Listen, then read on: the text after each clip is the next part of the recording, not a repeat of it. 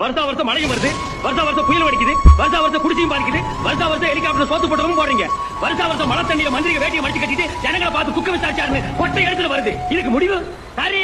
இதையெல்லாம் விசாரிக்க உங்களுக்கு ஏது நேரம்? எந்த பணக்காரன எந்த கோடீஸ்வரன் எங்க பாக்கலாம், அவங்க கிட்ட எப்படி பொட்டு பொட்டியா வாங்கலாம், அதை எங்க கொண்டு போய் வைக்கிறான்னு யோசிக்கிறது உங்க வேலை. சரி, அஞ்சதுக்கு நாங்களா காரணம்? அது இயற்கையின் சீற்றம், ஈசனின் திருவிளையாடு.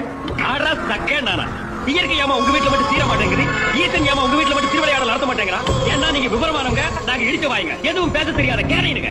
இந்த காலத்துல இந்த சீன் வந்து எடுத்துக்காங்க பாருங்கள். அதாவது இந்த கரெக்ட் பொலிட்டிஷனில் என்ன நடக்குமோ அதை அப்படியே கரெக்டாக சொல்கிறாங்க. ஏன்னா அதாவது வெள்ளம், நிலநடுக்கம், சுனாமி எல்லாமே வந்து நடுத்தர மக்கள், நம்மளை மாதிரி இருக்கிற மக்கள் மட்டும் தான் பாதிக்கும். நம்மளால் மேலே வந்தவங்க இப்போ இருக்கிறவங்க யாரையும் அது பாதிக்காது. ஏன்னா அவங்கள அந்தளவுக்கு நம்ம மேலே தூங்கி வச்சவங்களும் நம்ம தான். ஆனால் எந்த ஒரு இயற்கை சீற்றமே அவங்கள பாதிக்காது. ஏன்னா அவங்க வந்து பெரிய ஆள், நம்ம சின்ன ஆள். சின்ன ஆள் பெரிய ஆள்லாம் இங்கே விஷயமே கிடையாது. அந்த பெரிய ஆளை உருவாக்குனதே இந்த சின்ன ஆள் தான் அப்படின்ற விஷயத்தை தானே பார்க்கணும். நம்மளால் தானே அவங்க வளர்ந்தாங்க. அப்போது நம்ம எப்படி இருக்கோமோ அதே மாதிரி தான் நம்மள மேலே தூக்கிட்டு நம்ம வச்சுக்கணும் அப்படின்றதுல வந்து ஒரு விஷயம் இருக்குது. நீங்கள் உடனே கேட்பீங்க, ஏன் அவங்க விஜய் நான் மாதிரி போயிட்டாரில் வைக்க வேண்டியதானே? அவர் சினிமாக்காரர், இப்போ தான் அரசியலுக்கு வந்திருக்காரு, அவர் இதுக்கப்புறம் செய்வார். நீங்கள் ஓட்டு போட்டு அதுக்கு அந்த கொஸ்டின் கேளுங்க. ஒரு 100% உண்மைன்ற விஷயத்தை வந்து யாருமே இங்கே பதிவு செய்ய மாட்டாங்க.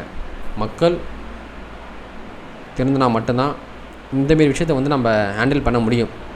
மக்கள் திருந்தினா 2026 ஒரு மாற்றத்தை கொண்டு வர முடியும். நான் வந்து விஜயோட தான் ஓட்டு போடணும் அப்படின்றத நான் சொல்ல வரல.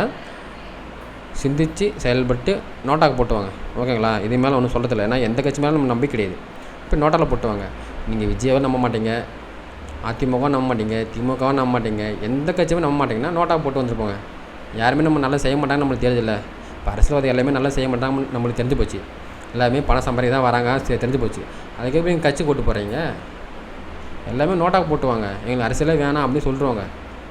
தேர்தல் ஆணையமே தேர்தல் வந்து ரத்து செஞ்சிடறோம்ல நோட்டாக்கு போட்டால். அப்போ எங்கே ஒரு மாற்றத்தை கொண்டு வரோம்னாலும் நம்ம கையில் தாங்க அந்த மாற்றம் இருக்குது. அது தெரியாமல் நம்ம வந்து